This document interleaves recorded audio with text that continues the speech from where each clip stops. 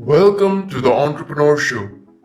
Just because that light bulb went off in your head and you have started a business does not mean that you're 100% satisfied with who you are as an entrepreneur.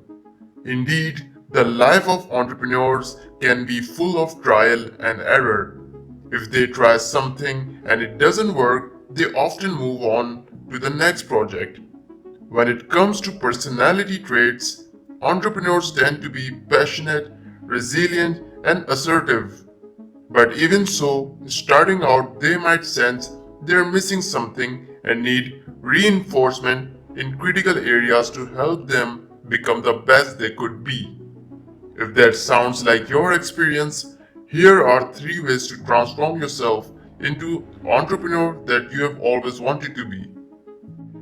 First, define what success means to you. Success means something different for every entrepreneur. For some, it means having a certain amount of money in a bank account. For others, it's all about being able to pay the bills by working at a job that makes them happy. Entrepreneurs are the type of individuals who recognize when it's time to take advantage of an opportunity. They become passionate about an idea, yet an idea and passion can only take you so far.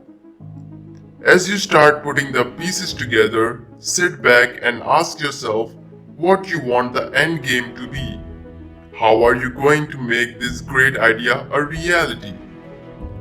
Understand your skills and limitations and find people to do the task you're not familiar with. Set realistic goals and achieve them. Know what you want to do. If your goal is to take a startup public, write a timeline for doing so. When you define what success means to you and start noticing its early signs, you'll be motivated to keep working toward the goals you have established. I'm careful to write down all my ideas and goals. You really have to focus on removing the distractions. If you're an entrepreneur and have a desire to succeed, then your positive driving factors are already in place. It is the distractions, the bad habits, the doubts that cause you to falter, quit, or fail. Many people describe the process of envisioning success and believing in it so that when they make decisions in any aspect of their life, they are guided towards their success. Look at yourself deeply and identify the excuses that you cling to, the bad habits that derail you, and then really focus on removing them from your life. Define success in your own eyes. Second, ask for help. Of course, life would be easier if you were already familiar with the industry that you're attempting to break into, the products, services, customers, and even the business model. But what if you're daring to enter a field or market for which you have no training or experience? There's no shame in asking for help or posing many questions. It's not a sign of weakness either. In fact, Richard Branson has said the Virgin Group became successful because in its early years, managers kept asking questions. Figure out who you can turn to for advice and answers. One of the easiest places to look is at home. Branson asked his mother for advice. She told him to take advantage of every opportunity.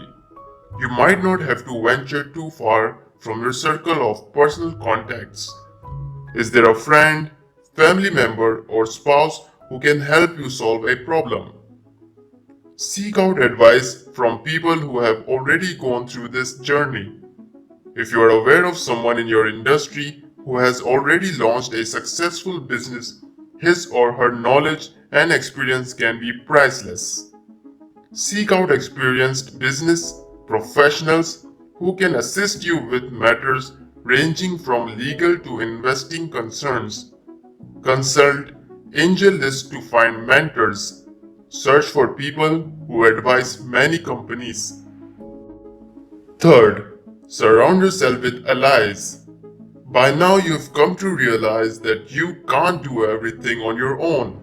That's why you have to surround yourself with a great team. These are the people who will fill in the gaps in specific knowledge areas. For example, you may be able to develop an app but have no idea how to market it. That's when you would need to bring in someone with marketing experience. More important, however, your team will keep you going when you need to catch a second breath, because there will be long hours and many obstacles to clear. You're going to need team members who are passionate and enthusiastic about your idea and business.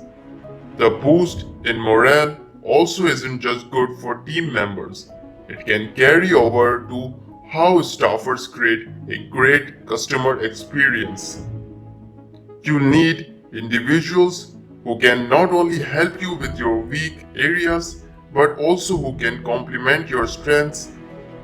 These will be the people to pick you up when you're down or celebrate with you when you have achieved a goal.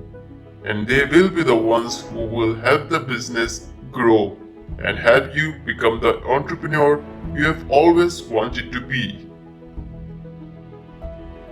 If you enjoyed the video, please make sure to drop a like and press bell icon to get notified every time I upload a new video.